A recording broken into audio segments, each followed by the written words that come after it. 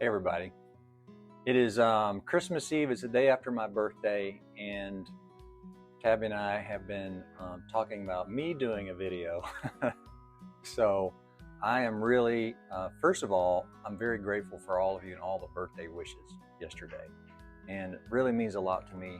And Tabby's been telling me all about them, and I just was really surprised is probably an understatement.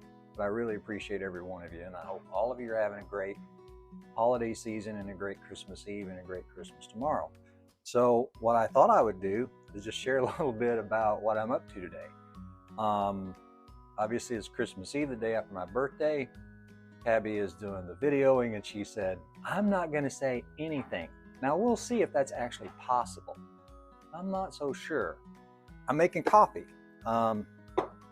And I'm a bit of a coffee, I wouldn't say connoisseur because I don't know that much about it. I'm kind of a coffee, I'm very picky about my coffee. You could say coffee snob, probably, but I like a traditional cappuccino. So when you go into a coffee place and you ask for a cappuccino and they say, do you want a small, medium, or large? I usually turn around and leave. And the reason is because they don't know how to make a traditional cappuccino. So I'm gonna make a traditional cappuccino for you. And there is no such thing as a small, medium, or large cappuccino. There's only one size, and it's a 6-ounce cup. And about a third of it is espresso, about a third of it is really hot milk or froth milk, and then about a third of it is milk foam. It depends on how you like your cappuccino. If you like a dry cappuccino, there's more milk foam. If you like a more wet cappuccino, it's more just textured milk. And that's when you see the cappuccinos that have the little fancy designs on the top, that's a traditional wet cappuccino where they've taken that textured milk and made a really nice design out of it. So anyway, let's make a traditional cappuccino. So we have, this is kind of an amateur espresso little thing here. For folks who are really into coffee, I mean, they get really fancy. This is a Breville espresso machine, and you get your beans, obviously not ground. You get coffee beans roasted wherever you want to get them from. And there's all kinds of amazing different types of beans and from different places. This coffee bean here is from Sunergos coffee. And my oldest son Nicholas told us about Sunergos coffee. They're in Louisville, just south of where we live. And they roast all their own coffee. This coffee is, I can't remember what they call it. Well, they call it the artisanal series. And what they do is they'll never have this coffee again. They get the coffee beans from different countries. So you can see this is, I can't wear my glasses. I see Colombia. In any case, so they ground or they roasted this coffee, especially for, you know, their artisanal series. I haven't opened it yet. Nicholas is going to try some with me, I hope, whenever he gets here, a little later this afternoon. He and Claire, our wonderful daughter-in-law, beautiful lady, is going to be here. I wish you could transmit smells through, you know, through the internet. But it says here, think strawberry, pear, and raisin. I'm thinking strawberry, pear, and raisin right now. It does smell delicious, so let's give it a try here. We'll just put some in a hopper here, which I've taken all the other coffees out. Probably more than enough. Oh, it really does smell good. There's other coffees, like I said, this is also from Sunergos. This is a decaf coffee here. Think maple, dried fruit, brown sugar. We've been trying this one. Definitely really good. Okay. This is another coffee bean that we get from Quill's Coffee. That's down in Louisville also. This is a decaf coffee. And Tabby drinks the decaf coffee, and I do too in the morning. Sometimes later in the morning I'll have one that's caffeinated, like this one. Okay, so we got our coffee beans in there. Put the lid on it because it's not as noisy that way. I got this little Tupperware thing right here because this grinder, it is a a spur grinder. Once it fills up, it starts to spill over, so we just kind of collect it all in right here. So yeah, this is a double shot espresso right here. And you actually have two different kinds of filters. So this is a little cup that snaps down in this. This is called the group head right here. So this little cup snaps down in there. And you have single walled and double walled cups. The single walled cups, they don't make the coffee, they don't put as much air in the espresso as a double wall cup does. So it's not quite as frothy coming out of the group head. But I like it both ways. The double wall cups put more air in there and makes it a little more frothy. So you got to press that down there, not too hard, not too tight. And now what I do is use this little doohickey right here. They call it the razor. And it just makes sure that you don't have too much in there. They call this actually the dose. You want to get the dose just right, which is just the right amount of coffee. And if you really get into this, and there are folks that are so serious about their coffees. They have little things that, you know, that are battery powered, and they stir this up and everything. And I don't know, that's a bit over the top for me, to be honest. I think this works quite well. So now the other thing that we do is we got to froth our milk here. You can do that, I mean, texture the milk actually is what it's really called. You can do that using the steam wand. Our youngest son likes to use the steam wand, but I just use this milk frother here. Pretty cool little Breville milk frother. You just pour in a little bit. I've done this enough to know you just barely cover up that little paddle. And here's the other thing about cappuccino is most coffee places I go to, especially the ones that say if you want a small, medium, or large cappuccino, don't know what they're doing, they get the milk way too hot. So this would be like super hot, like you would McDonald's coffee. And for a cappuccino, you want the milk to be about 140 to maybe 150 degrees. So see, I don't know if you can see that, but that's set right there on 140. There's a 140 right there. So I just go a little bit past that. And you can see there's a zone here from here to here. So you just want to land right in the middle of it. And then hit that button, put the lid on because it heats up faster. And then you're frothing your milk. So there's two different kinds of paddles on this thing too, right back here, that's held on with a magnet. And this is one of the paddles. And this paddle has more gears, it has gears on it.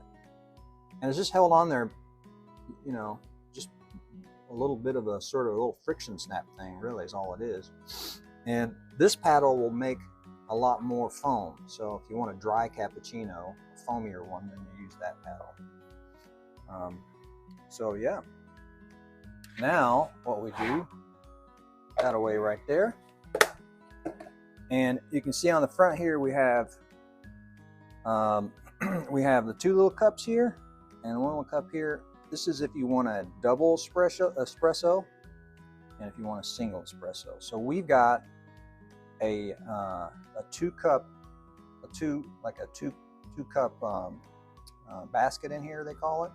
But we're going to use a double shot. Now the other thing about cappuccino or espresso in general is the pressure that the coffee experiences whenever it's coming through the system here is real important. So you might imagine you want that needle to land right there about the middle, which is where we are. This pull, or this extraction here, they call it a pull, should take between 15 to 30 seconds.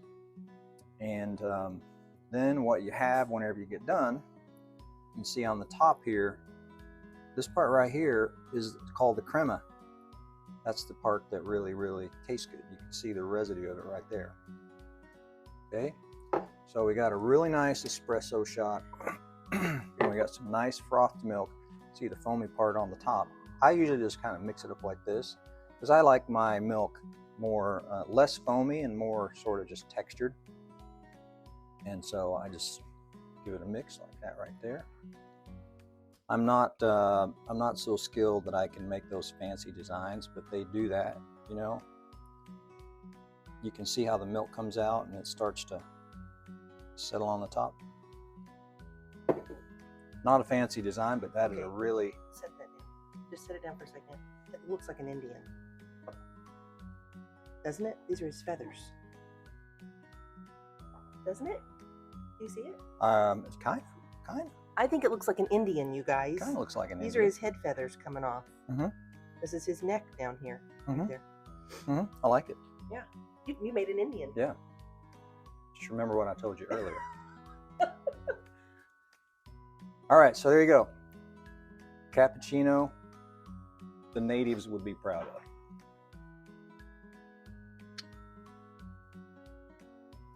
Super good.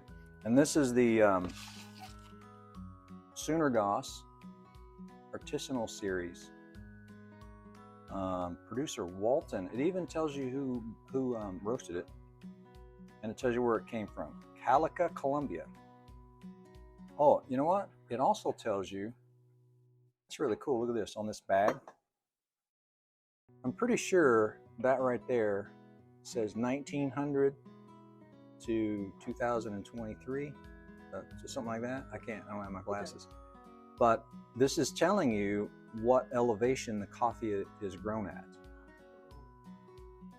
Because the best coffee beans are actually grown at around 200 to 2231 meters. Yeah, yeah. The best coffee plants and the best coffee beans are produced at a certain altitude, and I think it's around 2,000 meters is what I've heard. So there you go.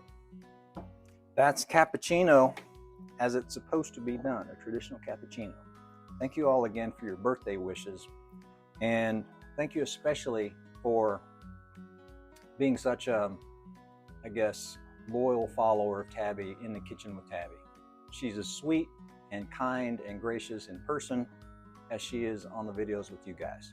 So we love you all. Enjoy your Christmas and make yourself a good cappuccino if you can. Take care. Hey, I just wanted to also mention that if you like regular coffee, you know, like Folgers coffee or coffee you'd get at McDonald's or something like that, the Latinos call that an Americano. Okay, so it's an American coffee. So you could make the American coffee really easily, and it's really good. Our family loves it when they come over and they have their coffee made. We make it for them Americano style. So all you have to do is, instead of putting milk and frothing milk, you just put water in there. You might turn it up a little hotter because it probably like it hotter, and then heat the water up, and then just pour the water in with the espresso instead of the milk. That's how you make an Americano. And everybody we've ever made American style coffee for have always said, oh my gosh, this is the best coffee I've ever had. So I'm enjoying my cappuccino with some local honey. This is actually honey that we get from an Amish guy just a couple miles from here. We used to have bees, actually, for years we had bees. My grandfather gave me my first beehive when I was 16 years old. Not what a 16-year-old was really that interested in or thinking about at the time, but my mother told me, you're going to take that beehive and you're going to love it, and you're going to tell your grandfather how much you love it. I ended up being the bee person in our area. Of course, it was a rural area. And I think I ended up with 7 or 8 bee colonies before the first season was over, because people would see me out there messing with them, and they'd call me up and say, hey, I have a swarm of bees on my picnic table in my backyard or something, and I would go collect them.